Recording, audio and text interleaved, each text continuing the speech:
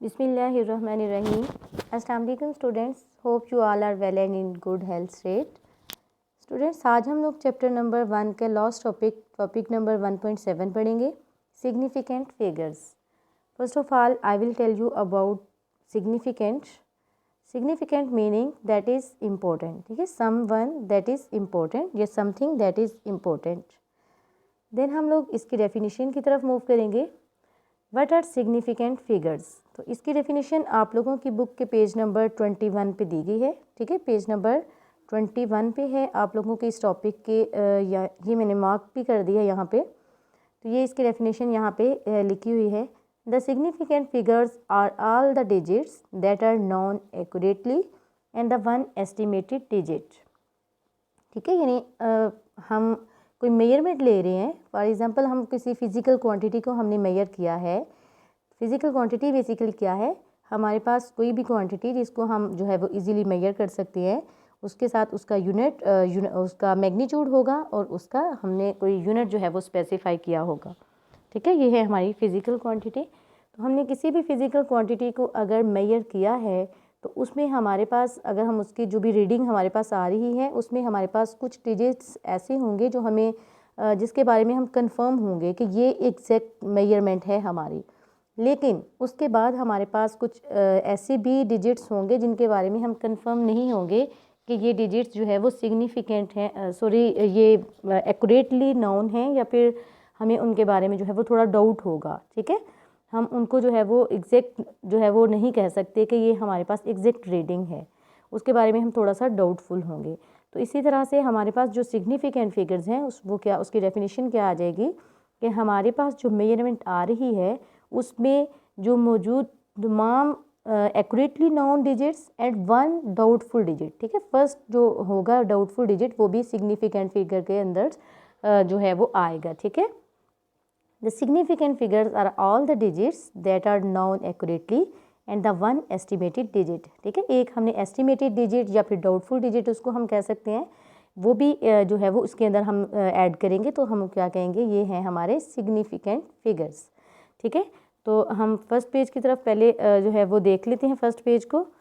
इसमें हमारे पास जो सिग्निफिकेंट फिगर्स है उसमें बताया गया है। सबसे पहले तो हम फिज़िकल क्वांटिटी की ही बात कर रहे हैं यहाँ पे कि हमने किसी फ़िज़िकल क्वांटिटी को मेजर किया, उसकी वैल्यू हमने ली। तो हम चाह रहे होते हैं स्टूडेंट्स, हम मोस्टली यही चाह रहे होते हैं ना कि हमारे पास जो भी वैल्यू हम लें वो प्रिसाइज़ हो, एक्यूरेट हो, एग्जैक्ट मेजरमेंट हो हमारे पास। इसीलिए तो हम लोग ये कोशिश कर रहे होते हैं कि हमारे पास अच्छे से अच्छे जो हैं वो इंस्ट्रूमेंट्स हों, सो दैट हम जो है वो एग्जैक्ट मेजरमेंट्स ले सकें। ठीक है, तो इसलिए हम जो है वो सिग्निफिकेंट फिगर्स, जितने ज़्यादा किसी मेजरमेंट्स में सिग्निफिकेंट फिगर्स होंगे उतनी ही वो ज़्यादा प्रिसाइज मेजरमेंट होगी।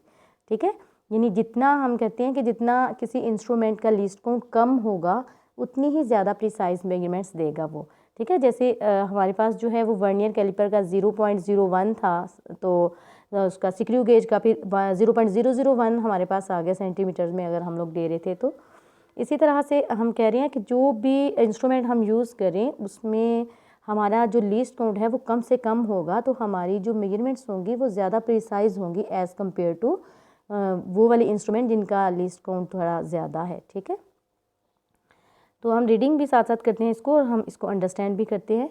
The value of a physical quantity is expressed by a number followed by some suitable unit. ठीक है, हम क्या करें, फिजिकल क्वांटिटी में हम उसका मैग्नीट्यूड बताते हैं और साथ में उसका सुटेबल जो है वो यूनिट भी बताते हैं।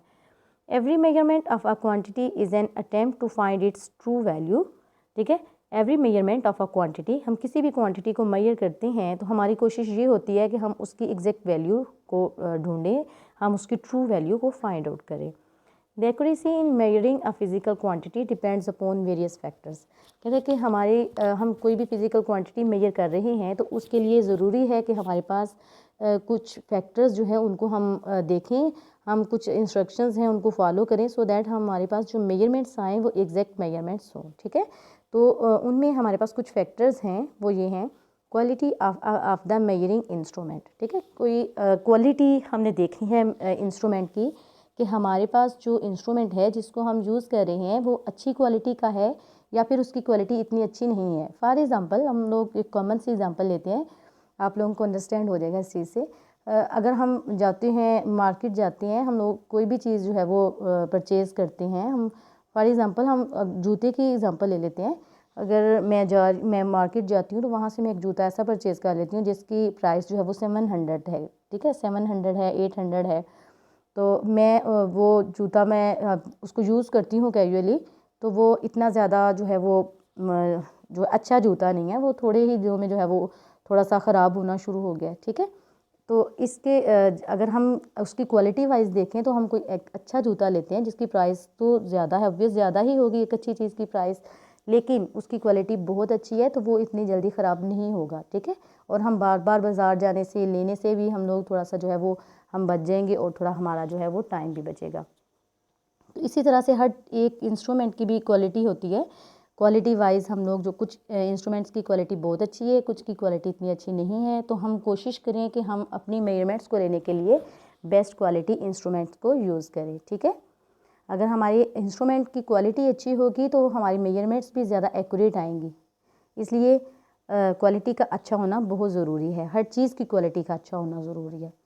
The skill of the observer, दूसरे नंबर पे हमारी चीज़ क्या आ जाती है कि ऑब्जर्वर जो उसको कैलकुलेट कर रहा है, जो मेजरमेंट्स ले रहा है जो पर्सन, वो उसको भी स्किल्स आनी चाहिए। ऐसा ना हो कि उसको ये पता ही ना हो कि मैंने मेजरमेंट्स कैसे लेनी है तो वो गलत मेजरमेंट्स ले ले, ठीक है। उसको भी पता होना चाहिए कि मैंने इस इंस्ट्रूमेंट को यूज़ कैसे करना है और इससे मैंने मेजरमेंट्स कैसे लेनी है। वो स्किलफुल पर्सन होगा तो ही ऑब्वियस वो अच्छी रीडिंग्स ले सकेगा, एक्यूरेट मेजरमेंट्स हमें जो है वो प्रोवाइड कर सकेगा या खुद ले सकेगा, ठीक है। तो इसलिए किसी भी इंस्ट्रूमेंट की क्वालिटी, देन ऑब्जर्वर को स्किलफुल होना चाहिए, एंड थर्ड नंबर पे क्या है, the number of observations made. For example अगर हम लोग अपनी लैब में गए हैं, हमने कोई भी प्रैक्टिकल परफॉर्म करना शुरू किया है, ठीक है, तो मोस्टली मैं बच्चों को अभी मैंने फर्स्ट ईयर सेकेंड ईयर को जो प्रैक्टिकल करवाया पिछले साल में, तो बच्चों से अक्सर यही कहती थी कि बेटा आप लोगों ने 4 to 5 जो है वो रीडिंग्स लेनी है, आपके पास टेबल में के अंदर 4 to 5 रीडिंग्स होनी चाहिए, सो दैट आप जब उसकी एवरेज लो तो आपके पास जो है वो एक्यूरेट मेजरमेंट्स आए, ठीक है। हो सकता है हम लोग जब प्रैक्टिकली कोई भी वर्क परफॉर्म करते हैं तो उसमें मिस्टेक हो सकती है, एरर के चांसेस होते हैं उसमें। तो मोस्टली स्टूडेंट्स ऐसे करते थे कि 2 और 3 रीडिंग्स ली और लैब को जो है वो छोड़ना शुरू कर दिया, मैम अब हमारा हो गया है तो अब हम लोग जा रहे हैं, 3 रीडिंग्स आ गई हैं। लेकिन इसके लिए क्या है, बेस्ट वे ये है कि हम जो भी प्रैक्टिकल परफॉर्म कर रहे हैं किसी भी इंस्ट्रूमेंट को यूज़ करते हुए, तो हम ज़्यादा से ज़्यादा जो है वो उसकी रीडिंग्स लें, ताकि हम जब हम एवरेज लें तो हमारे पास जो है वो एक्यूरेट मेजरमेंट्स आएँ, ठीक है। तो हमारे पास 3 फैक्टर्स आ गए किसी भी फिज़िकल क्वांटिटी की एक्यूरेट मेजरमेंट के लिए, ठीक है। किसी भी फिज़िकल क्वांटिटी की एक्यूरेट मेजरमेंट लेने के लिए हमारे पास कितने फैक्टर्स हैं, 3 फैक्टर्स हैं, और वो कौन कौन से हैं ये आप लोगों के पास आ गए। The quality of the measuring instrument, the skilful of the observer, the number of observations made, यानी हमें ज़्यादा से ज़्यादा मेजरमेंट्स लेनी चाहिए। अगर हम लोग कोई ग्राफ वगैरह प्लाट करना चाह रहे हैं तो उसके लिए भी हमारे पास मैक्सिमम जो है वो वैल्यूज़ रीडिंग्स होनी चाहिए, सो दैट हमारा जो है वो ग्राफ है वो हम जो है वो एक्यूरेटली जो है वो एक अच्छा ग्राफ प्लॉट कर सके, ठीक है स्टूडेंट्स। तो ये तीनों फैक्टर्स आपने अच्छे तरीके से इसको याद रखना है कि कौन कौन से फैक्टर्स हैं जिनकी बेस पे हम लोग अपनी फ़िज़िकल क्वांटिटी की मेजरमेंट को एक्यूरेटली ले सकती हैं, एग्जैक्ट मेजरमेंट्स ले सकती हैं, ठीक है। तो अब मैं आप लोगों को एक एग्जांपल के थ्रू बताऊंगी कि किस तरह से हम मेजरमेंट्स लेंगे और उसमें सिग्निफिकेंट फिगर्स कितने होंगे, ठीक है। अब हमने क्या करना है, हमारे पास है एक बुक है, फॉर एग्ज़ाम्पल बुक है और उसकी लेंथ है 18 सेंटीमीटर, ठीक है। और मैंने कहा है, मैं क्लास में हमारी फॉर एग्ज़ाम्पल मैं फ़िज़िक्स की बुक पकड़ के तो मैं आप लोगों को पकड़ा देती हूँ, मैं कहती हूँ ये भाई कुछ स्टूडेंट्स इसकी जो है वो मेजरमेंट लेके मुझे बताएं कि कितनी कितनी जो है वो इसकी मेजरमेंट्स आ रही हैं, ठीक है। तो आप लोगों में से कुछ स्टूडेंट्स एक ही बुक है, ठीक है, फ़िज़िक्स की बुक है सबके पास, और आप लोगों के पास एक स्केल है, ठीक है, एक मीटर रूल है या स्केल है, कुछ भी है, आप उसे यूज़ करते हुए उसकी मेजरमेंट्स ले रहे हो। तो एक बच्ची मुझे बताती है मैम इसकी जो मेजरमेंट्स आ रही हैं वो है, मेरे पास रीडिंग आ रही है 18 सेंटीमीटर, ठीक है। एक बच्ची कहती है मैम इसकी रीडिंग जो आ रही है, इस बुक की जो लेंथ है वो है 18 सेंटीमीटर बाय यूजिंग रूलर। आपके पास कोई रूलर है, कोई मीटर रूल वगैरह है, ठीक है, तो उसके थ्रू आप कर रहे हो। लेकिन उससे अगली स्टूडेंट जो है वो कहती है मैम इसकी रीडिंग मेरे पास आ रही है 18.4, ठीक है। नेक्स्ट क्या कहती है 18.4। फिर तीसरी स्टूडेंट से मैं पूछती हूँ तो वो मुझे क्या बताती हैं, वो कहती हैं मैम 18.42। इसी तरह से सब बच्चे जो है उनको थोड़ा जो है वो उसकी लेंथ थोड़ी आगे या पीछे लग रही है, ठीक है। तो हर बच्चे की लेंथ जो है वो अपनी जगह ठीक है, लेकिन मीटर रूल को यूज़ करते हुए हम लोग जो है वो डेसिमल पॉइंट के बाद 2 डिजिट्स जो है वो उनको एग्जैक्ट बता सकते हैं, ठीक है। सॉरी 1 डिजिट को जो है वो डेसिमल पॉइंट के बाद हम बता सकते हैं, क्योंकि हर एक जो इंस्ट्रूमेंट है उसके लीस्ट काउंट के अकॉर्डिंग हम लोग बताएंगे ना, ठीक है। तो जिस बच्ची ने मुझे 18 सेंटीमीटर बताई थी उसकी भी बिल्कुल ठीक थी। 18 अगर वो बता रही हैं तो इसमें हो सकता है 18 यानी 10 तक तो बिल्कुल ठीक है। 1 जो डिजिट है 18 के साथ 1 डिजिट जो है वो हमारा है एक्यूरेटली नॉन डिजिट, ठीक है। ये आप लोगों की फर्स्ट स्लाइड से ये मैं आप लोगों को बता रही हूँ। ये इस पेज नंबर 21 पे उस बच्ची ने बताया है कि 18 सेंटीमीटर है इस बुक की लेंथ। उसमें 1 तो एक्यूरेटली नोन है, लेकिन जो 8 है वो हमारा डाउटफुल डिजिट है। हो सकता है बुक की लेंथ जो है वो 17.9 हो, ठीक है, या हो सकता है 18.1 हो। इसलिए 1 एक्यूरेटली नोन डिजिट है और 8 क्या है डाउटफुल डिजिट। तो इन दोनों को मिला के यानी हमारे पास इस रीडिंग के अंदर सिर्फ 2 डिजिट्स हैं। 1 डिजिट जो है वो क्या है एक्यूरेटली नोन, और नेक्स्ट जो डिजिट 8 आ रहा है वो क्या है डाउटफुल, फर्स्ट डाउटफुल डिजिट या फर्स्ट एस्टिमेटेड डिजिट। तो ये दोनों मिलकर हमारे पास क्या है सिग्निफिकेंट फिगर्स। इसी तरह नेक्स्ट स्टूडेंट ने जिसने मुझे बताई रीडिंग फिजिक्स की बुक की, उसने बताई कि इसकी लेंथ है 18.4 सेंटीमीटर। तो इस केस में क्या है कि हमारे पास 18 तो एग्जैक्ट आ गई, यानी 18 तक एक्यूरेट उसने मेजर कर लिया, लेकिन 0.4 जो है उसके बारे में मैं थोड़ी डाउटफुल हूँ कि हो सकता है इस बच्ची ने थोड़ा सा आगे देख लिया हो रीडिंग से या थोड़ा सा पीछे देख लिया हो उस डिवीजन से, ठीक है। तो फिर क्या होगा 18 जो है वो तो आ गया एक्यूरेटली नाउन, लेकिन अब 4 जो है वो क्या है डाउटफुल डिजिट। लेकिन ये तीनों मिलकर हमारे पास क्या है सिग्निफिकेंट फिगर्स, क्योंकि हम कहते हैं कि हमारी रीडिंग के अंदर कोई जो जितने भी एक्यूरेटली नाउन डिजिट हैं और फर्स्ट डाउटफुल डिजिट क्या होती हैं सिग्निफिकेंट फिगर्स। तो स्टूडेंट्स ये है मेरे पास 18.4 सेंटीमीटर में मेरे पास 3 जो हैं वो सिग्निफिकेंट फिगर्स हैं, ठीक है। अब हम देखते हैं कि next digit 4 is the doubtful, ठीक है। ये इसने इसके अंदर यही चीज़ जो है वो बताई है इस पैराग्राफ के अंदर। Another student measures the same book using a ruler and claims its length to be 18.4 centimeter. In this case, all the 3 figures are significant. The 2 left digit 1 and 8 are accurately noun digit, क्योंकि पहले हमारे पास क्या था just 18 था, उसमें 1 accurately noun था and 8 क्या था एस्टिमेटेड। लेकिन यहाँ पे जो बच्ची ने बताई है मुझे रीडिंग बताई है लेंथ बताई है वो क्या है 18.4 सेंटीमीटर। तो इसमें 18 एक्यूरेटली नाउन और 4 क्या है डाउटफुल डिजिट। इसी तरह थर्ड स्टूडेंट से जब मैं पूछती हूँ तो वो मुझे कह रही हैं कि मैंने रूलर को यूज़ करते हुए फिज़िक्स की बुक की लेंथ मेजर की है, तो वो मेरे पास कितनी आई है 18.425 सेंटीमीटर, ठीक है। लेकिन हमें पता है कि हमारे पास जो रूलर है वो इतनी भी एग्जैक्ट मेजरमेंट्स नहीं देता कि वो डेसिमल पॉइंट के बाद हमें 3-4 पॉइंट्स दे दे, ठीक है, क्योंकि उसका लीस्ट काउंट इतना कम नहीं है। तो हम क्या कहेंगे कि इस लेंथ के इस मेजरमेंट के अंदर क्या है हमारे पास 18 जो है वो एक्यूरेटली नाउन है और 4 क्या है डाउटफुल डिजिट, और 2-5 को हम इसके अंदर जो है वो काउंट नहीं करेंगे क्योंकि हम रूलर को यूज़ कर रहे हैं। अगर हम स्क्रू गेज को यूज़ कर रहे होते तो तब हम लोग 0.001 तक मेजरमेंट्स लेते, तब हम इसमें 18.425 सबको ही कंसीडर करते। लेकिन अब मैं यहाँ पे 2 और 5 को कंसीडर नहीं कर रही। क्यों नहीं कर रही? क्योंकि रूलर का जो लीस्ट काउंट है वो इतना कम नहीं कि मैं डेसिमल पॉइंट के बाद 2, 3, 4 डिजिट्स को काउंट कर सकूं, ठीक है।